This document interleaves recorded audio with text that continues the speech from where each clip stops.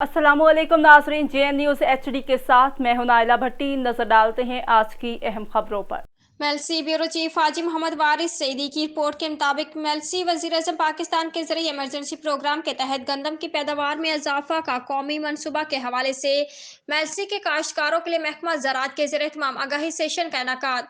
Session से deputy director Rana Mohammad Arif और मुकर्ररीन का खिताब। मेलसी में महकमा ज़राअत मेलसी के ज़रिए तमाम मुकामी मैरिज हॉल में आगाही सेशन से राना मोहम्मद आरिफ डिप्टी डायरेक्टर ज़राअत ने कहा, नई जदीद काश्त के तौर पर मुल्क में अपनी पहचान रखती है। गंदम की पैदावार में इजाफा न किया तो बढ़ती हुई आबादी पर असरअंदाज होगा।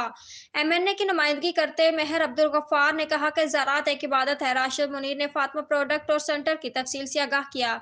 किनार Haris Ali technical service officer ने टेक्निकल सर्विस के बारे में मालूमात दी और कहा, गंदम में ज़रूरत, सही मिकदार, सही वक्त, खाद की जगह का इस्तेमाल से गंदम की कम वसाइल में ज़्यादा पैदावार में इजाफा मुमकिन है।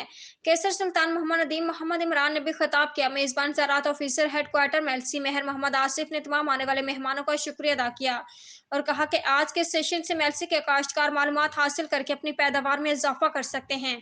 इस मौके पर ज़राअत ऑफिसर मिस जरनाब साबिर के अलावा मेलसी के काश्तकार की कसीर तादाद मौजूद थी।